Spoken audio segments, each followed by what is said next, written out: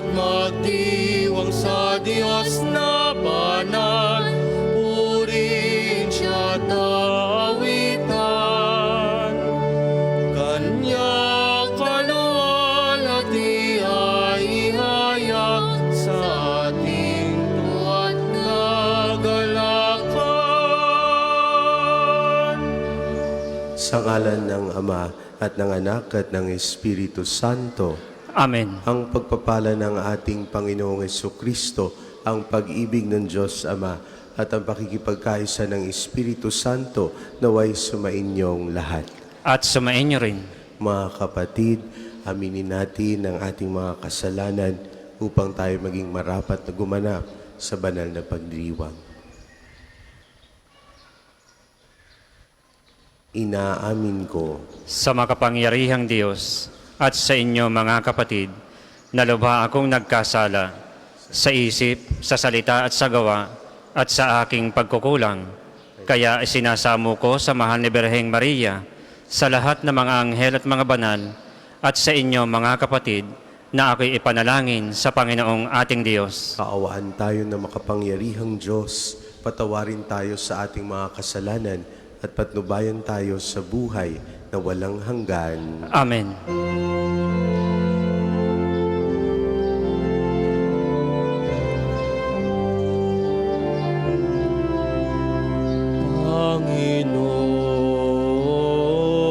Panginoon, kawan mo kami.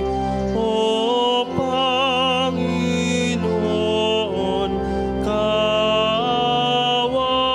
mo kami. O Kristo, kawan mo kami. O Kristo, kawan mo kami. Panginoon, kawan mo kami. Panginoon, kawan mo kami. Manalangin tayo. Ama namin makapangyarihan, ikaw ang tumatanglaw sa lahat ng mga bansa.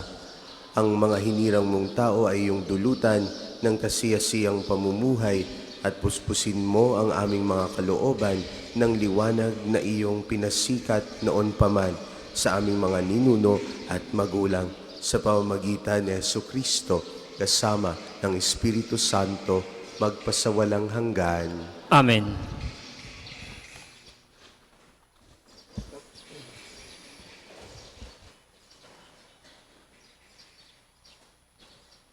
Pagbasa mula sa unang sulat ni Apostol San Juan. Minamahal kong mga kapatid, yamang gayon kadakila ang pag-ibig ng Diyos sa atin. Dapat din tayong mag-ibigan. Walang taong nakakita sa Diyos kailanman. Ngunit kung tayo'y nag-iibigan, nasa atin siya at nagiging ganap sa atin ang kanyang pag-ibig. Nalalaman nating nananatili tayo sa Diyos at siya naman sa atin, sapagkat pinagkalooban niya tayo ng kanyang Espiritu. Nakita namin at pinatutuhanang sinugo ng Ama ang kanyang anak bilang tagapagligtas ng sanlibutan. Ang nagpapahayag na si Jesus, ang anak ng Diyos, ay nananatili sa Diyos, at ang Diyos na may nananatili sa Kanya. Nalalaman natin at pinananaligan ang pag-ibig ng Diyos sa atin. Ang Diyos ay pag-ibig. Ang nagpapatuloy na umiibig ay nananatili sa Diyos, at nananatili naman sa Kanya ang Diyos. Ang pag-ibig ay nagiging ganap kung hindi natin kinatatakutan ang araw ng paghuhukom, sapagkat tayo'y tulad ni Kristo, kahit nasa daigdig pang ito. Walang kalakip na takot ang tunay na pag-ibig, sapagkat Pinapawi ng pag-ibig ang anumang pagkatakot. Hindi pa ganap ang pag-ibig ng sinumang natatakot, sapagkat ang takot ay kaugnay ng parusa. Ang salita ng Diyos. Salamat sa Diyos. Salmong tugunan, poon maglilingkod sa iyo, tanang bansa nitong mundo. Poon maglilingkod sa iyo, tanang bansa nitong mundo. Turuan mo yaong haring humatol ng katuwiran. Sa taglay mong katarungan, O Diyos, siya'y bahaginan, upang siya'y maging tapat mamahala sa iyong bayan, at pati sa mahihirap maging tapat siyang tunay. Poon maglilingkod sa iyo, tanang bansa nitong mundo. Mga haring nasa pulo at naroon sa Espanya, maghahandog ng kaloob, ihahain din sa kanya. Pati yaong mga hari ng Arabia at Ethiopia, may mga kaloob ding taglay nilang alaala. Ang lahat ng mga hari gagalang sa harap niya. Mga bansay magpupurit maglilingkod sa tuwina. Poon maglilingkod sa iyo, tanang bansa nitong mundo. Kanya namang ililigtas ang sinumang tumatawag, lalo yaong nalimot ng mga taong mahihirap. Sa ganitong mga tao, siya'y lubhang nahahabag. Sa kanila tumutulong upang sila ay maligtas. Poon maglilingkod sa iyo, tanang bansa nitong mundo. Magsitayo pong lahat.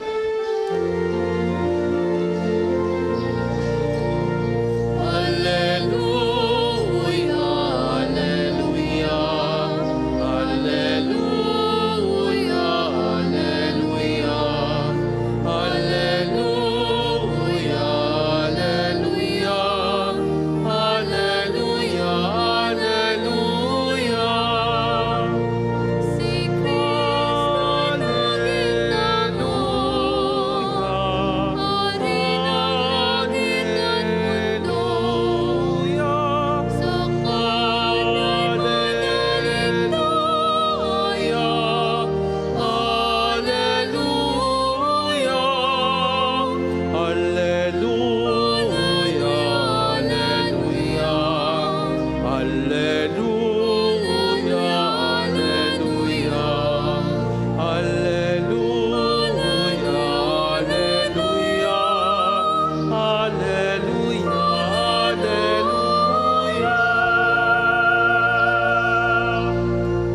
Sumainyo ang Panginoon. At sumainyo rin. Ang mabuting balita ng Panginoon ayon kay San Marcos. Papuri sa iyo, Panginoon.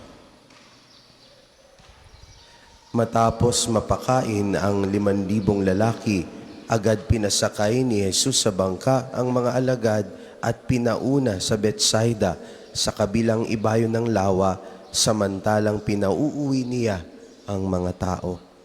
Pagkaalis nila, siya'y umahon sa burol upang manalangin. Sumapit ang gabi. Nasa laot na noon ang bangka, samantalang si Jesus ay nag-iisa sa katihan.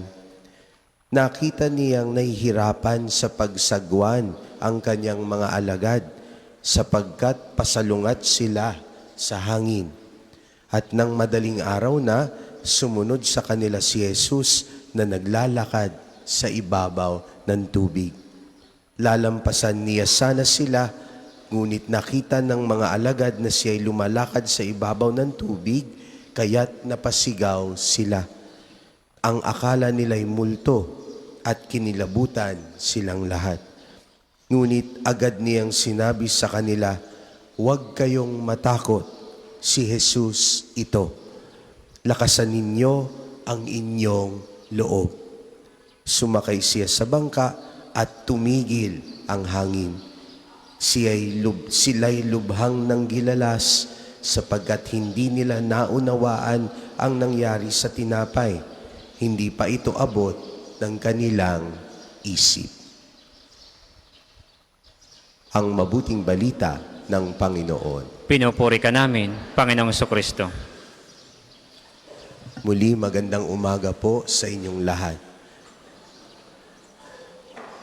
Kayo po, noong kayo nagsisimula pa sa inyong mga trabaho, para kayo'y tumagal, syempre kayo'y magsisipag at gagawin ninyo palagi ang utos ng inyong mga boss. You do as you're told. Bakit? Para maging swabe lamang ang stay ninyo sa inyong mga trabaho. Kapag lalo kayong sumunod, wala kayong mararanasan na kahit anong paghihirap, basta sundan lang ninyo ang giya ng inyong mga boss. Kapag kayo ay magulang, anong gusto niyo sa inyong mga anak? Ang mga anak na sumusunod sa inyong mga utos. Dahil kapag sumunod ang mga bata, ang buhay ng mga bata at ang buhay ninyo ay smooth sailing parehas. Tama po ba? Basta sumunod. Basta you do as you're told. Ngayong araw na ito, si Jesus kakatapos lamang po magpakain ng 5,000. Lalaki pa lamang yun, hindi kasama ang mga pamilya. Tapos, ang ginawa po niya, pinauna niya ang mga apostoles sa Bethsaida na nasa kabilang ibayo ng lawa. So, kailangan magbangka. Ang mga apostoles, katulad ng ini-expect ho natin, sila'y sumunod. Dahil ito'y utos ni Jesus at sila'y mababait.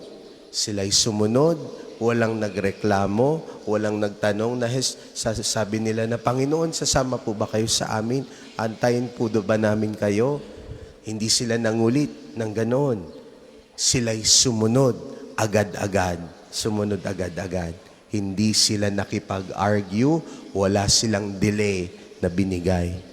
Ngayon, nasa kalagitnaan na, dumating naman ang hangin. Yung hangin ay pasalungat sa kanila.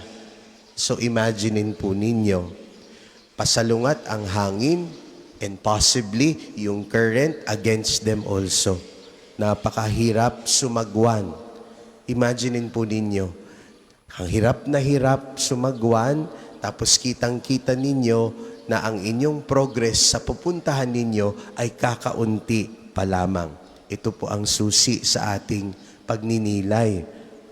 Sila po ay nagsastruggle hindi dahil sila ay sumuway sa ating Panginoon. Sila po ay nahihirapan. Sila po ay nagsastruggle ngayon dahil sila ay sumunod sa ating Panginoon. Baliktad sa ating karanasan. Kapag tayo sumunod, smooth sailing dito sa mundo. Pero kapag kay Jesus sumunod, bakit parang maraming hamon at maraming pagsubok ang ipinapadala sa atin? Iisipin po natin, bakit ganon? Bakit ganon ang ginawa ni Jesus sa kanyang mga apostoles? Pinadala sa kabila, tapos mahihirapan lamang din pala. Mga kapatid, ang pagsunod natin sa Panginoon at kayo'y mga Kristiyano, mga anak ng Diyos, Kristiyano pa lamang, dun pa lamang, sadya niyang uphill ang ating laban. Sadya na po ito. Hindi dahil tayo'y pinaparusahan ng Diyos. Ito'y dahil inihahanda niya tayo para sa something greater. Inihahanda tayo, fino-form tayo for something deeper. Kasi alam niya na kapag ito'y sinunod natin at napaglampasan natin, mas magiging mabuting mga tao tayo. At ito pa ang isa, mga kapatid, nakita ni Jesus na naghihirap o nahihirapan ang mga apostoles. Nakikita niya. At doon sa pinakamadilim na parte ng buhay ng apostoles sa moment na iyon, dumating ang ating Panginoon. Nung una, hindi nakilala, akala ay multo, pero sila'y natakot. Pero nung ipinakita ni Jesus at sinabi ni Jesus na huwag silang matakot, sila ay hindi na natakot hanggang sa pagpasok ni Jesus sa bangka, nawala ang hangin.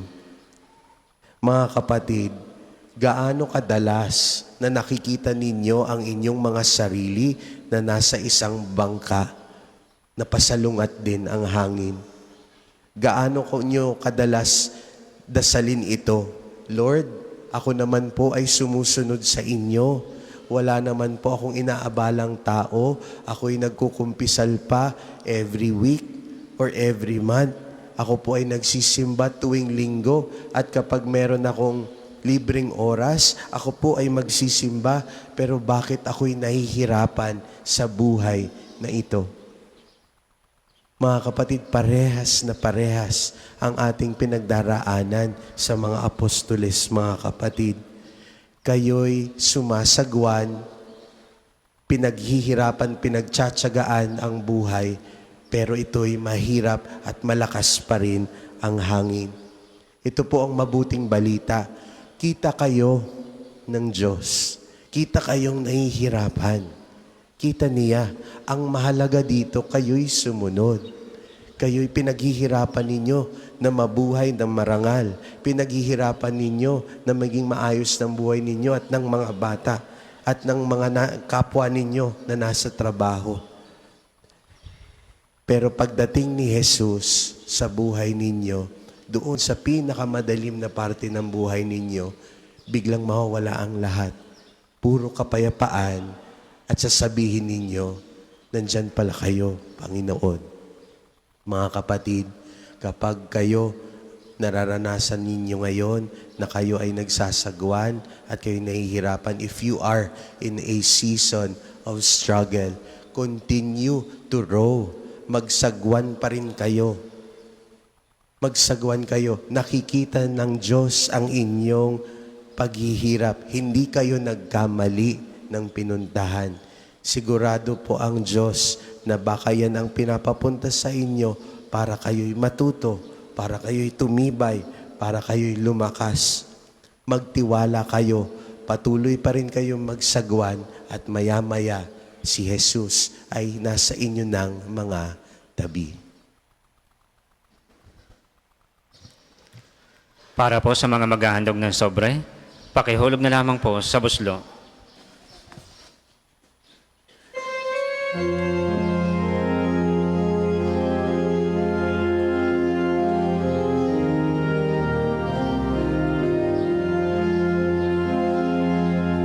Tayo na, sa Belen, tayo na sa Belen.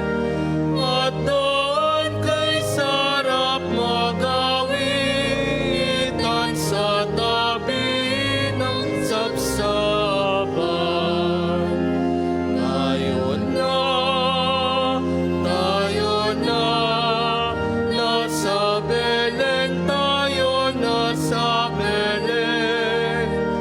At doon kay sarap magawitan sa tabi ng sapsapan.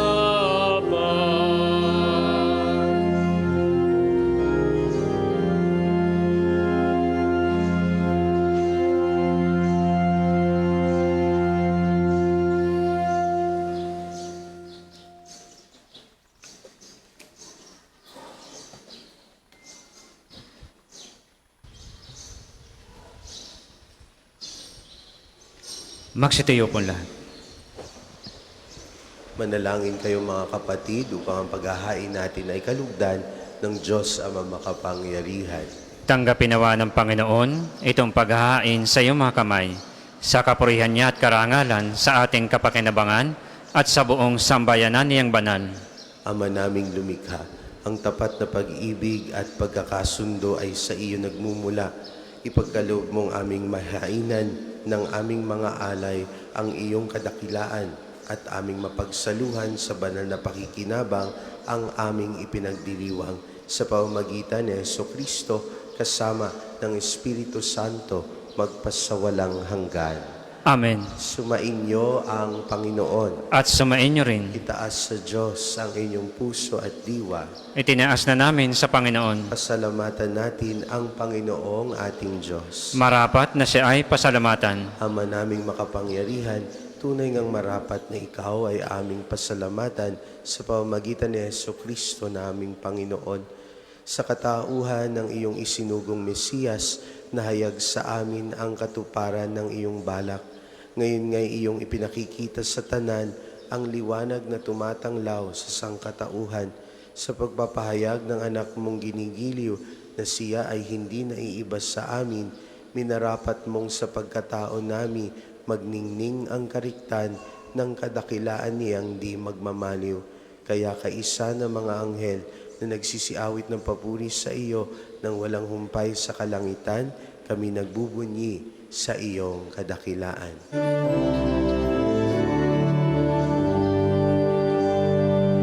Santo, Santo, Santo, ang Panginoong Diyos na makapangyarihan, ang Diyos ng mga hukbo.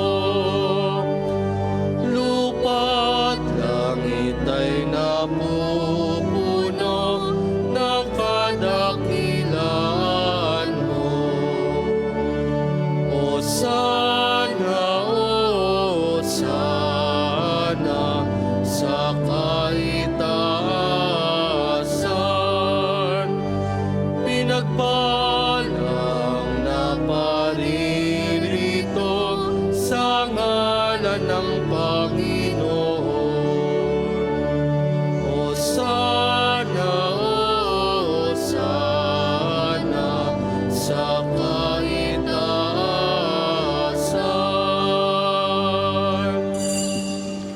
Ama naming banal, ikaw ang bukal ng tanang kabanalan, kaya't sa pamamagitan ng iyong Espiritu, gawin mong banal ang kaloob na ito upang para sa amin maging katawan at dugo ng aming Panginoong Hesukristo.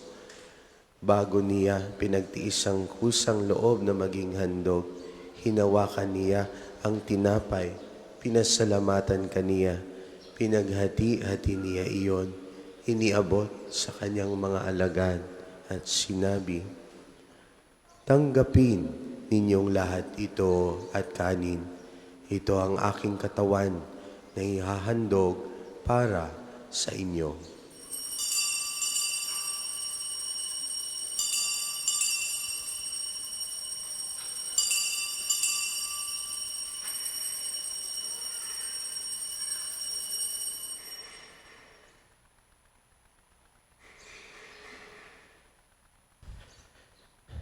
Gayon din naman noong matapos ang hapunan, hinawakan niya ang kalis. Muli kaniyang pinasalamatan. Iniabot niya ang kalis sa kanyang mga alagad at sinabi, "Tanggapin ninyong lahat ito at inumin. Ito ang kalis ng aking dugo, ng bago at walang hanggang tipan, ang aking dugo na ibubuhos para sa inyo at para sa lahat sa ikapagpapatawad ng mga kasalanan. Gawin ninyo ito sa pag-alala sa akin."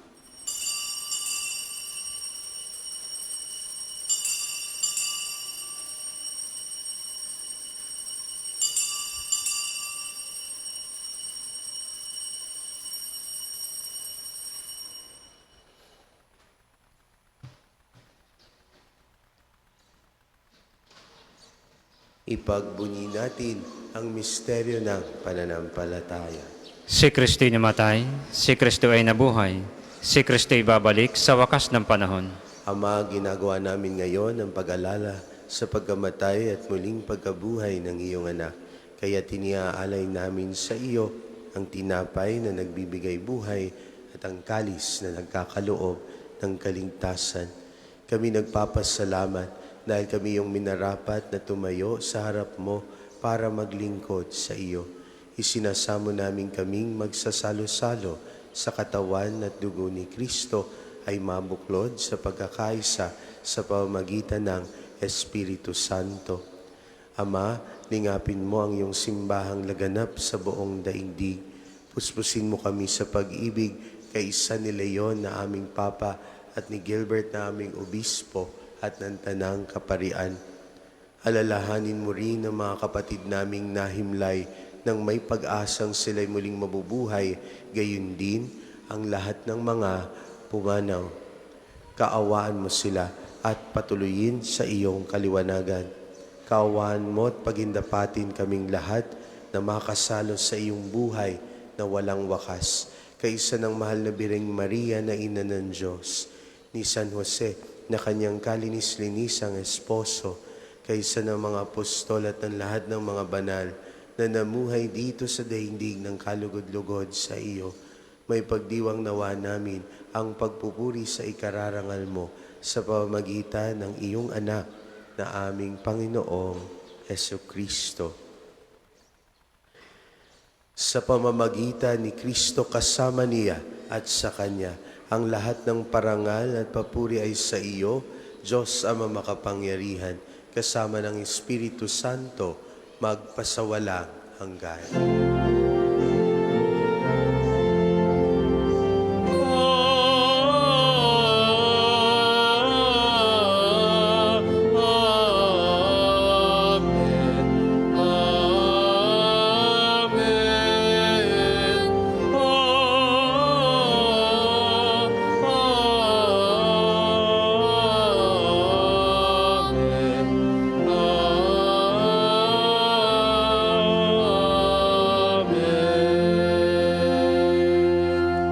Sa tagubilin ng mga nakagagaling na utos at turo ni Jesus na Panginoon natin at Diyos, ipahayag natin ng lakas loob.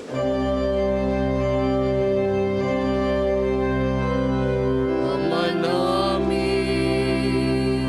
sumasalangit ka, sambahin ang ngalan mo,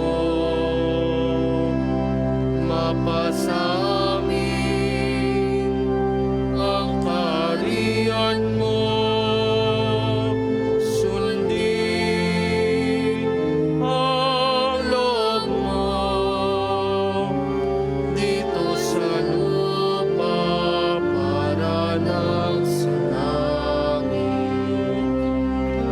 Bigyan mo kami ngayon ng aming kakanin sa araw-araw, at patawarin mo kami sa aming mga sala para ng pagpapatawad namin sa nakakasala sa amin, at huwag mo kaming ipahintulot sa tukso, at iadya mo kami sa lahat ng masama. Inihiling namin kami adya sa lahat ng masama, pagkalooban ng kapayapaan araw-araw, iligtas sa kasalanan at ilayo sa lahat ng kapahamakan, samantalang aming pinananabikan ang dakilang araw ng pagpapahayag ng tagapagligtas namin, si Jesucristo. Sapagkat iyong ang kaharian at ang kapangyarihan at ang kapurihan magpakailanman. Amen. Panginoong Hesukristo, sinabi mo sa iyong mga apostol, kapayapaan ang iniiwan ko sa inyo, ang aking kapayapaan ang ibinibigay ko sa inyo. Tunghayan mo ang aming pananampalataya at huwag ang aming pagkakasala. Pagkalooban mo kami ng kapayapaan at pagkakaisa ayon sa iyong kalooban, kasama ng Espiritu Santo, magpasawalang hanggan. Amen. Ang kapayapaan ng Panginoon ay laging sumainyo. At sumainyo rin. Magbigayan kayo ng kapayapaan sa bawat isa. Kordero ng Diyos na nag-aalis ng mga kasalanan ng sanlibutan, maawa ka sa amin. Kordero ng Diyos na nag-aalis ng mga kasalanan ng sanlibutan, maawa ka sa amin. Kordero ng Diyos na nag-aalis ng mga kasalanan ng sanlibutan, ipagkaloob mo sa amin ang kapayapaan. Kung hindi po kayang lumuhod, ay manatili pong nakatayo ng may paggalang.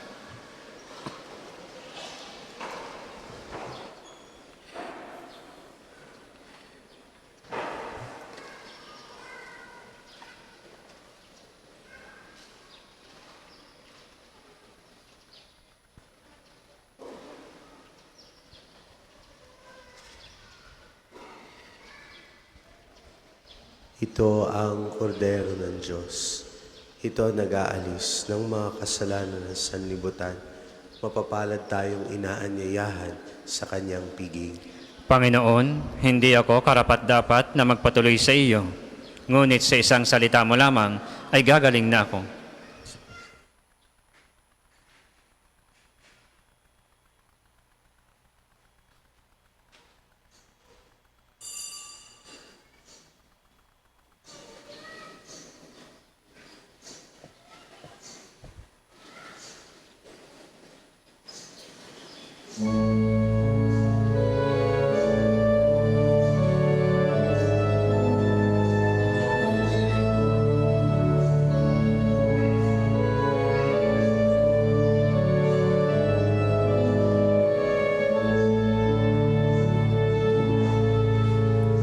Sa mapayapa tahimik na gabi, isinilang sa sabsaban ang sanggol na si Jesus upang ipadama ang pagmamahal ng Diyos Ama sa buong sanlibutan.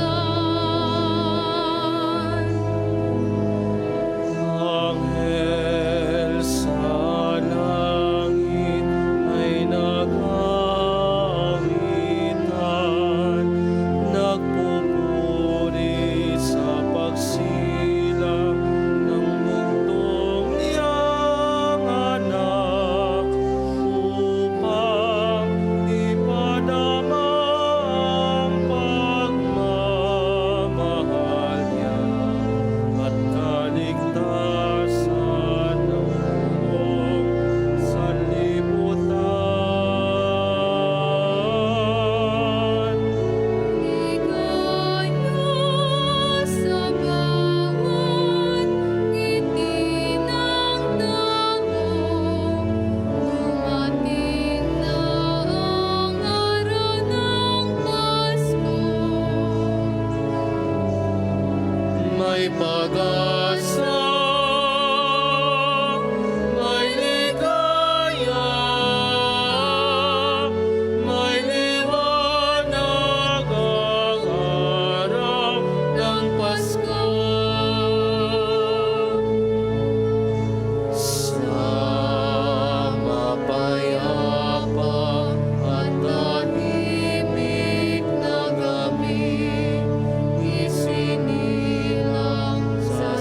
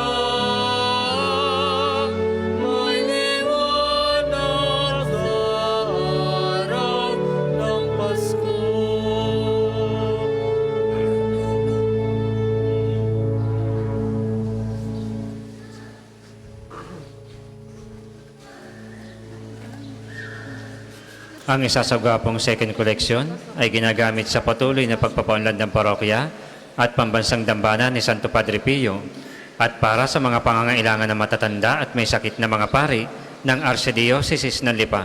Salamat po sa inyong handog.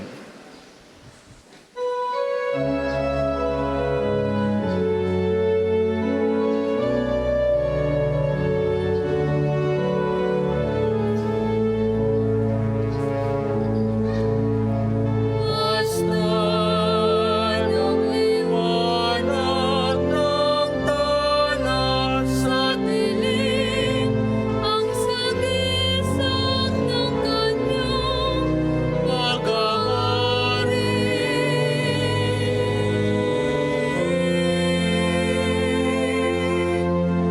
May ligaya sa bawat ngiti ng tao. Dumating na ang araw ng Pasko. May pag-asa, may ligaya, may liwanag ang araw ng Pasko. May liwanag ang araw ng Pasko.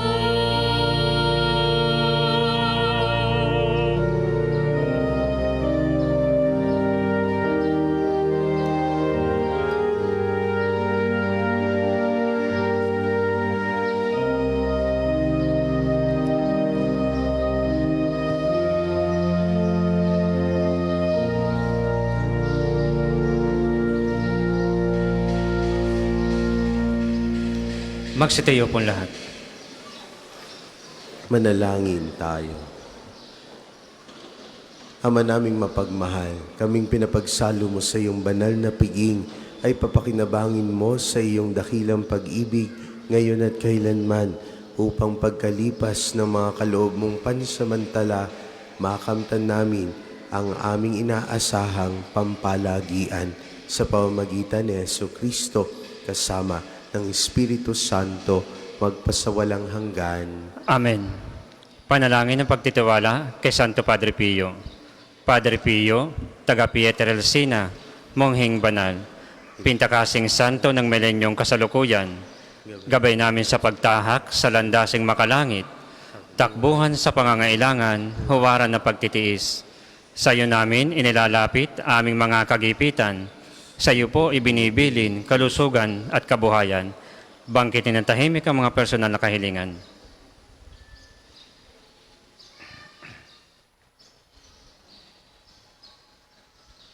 Di mang karapat-dapat kami po ay pagbigyan, bendisyonan at basbasan, maging ganap sa buhay.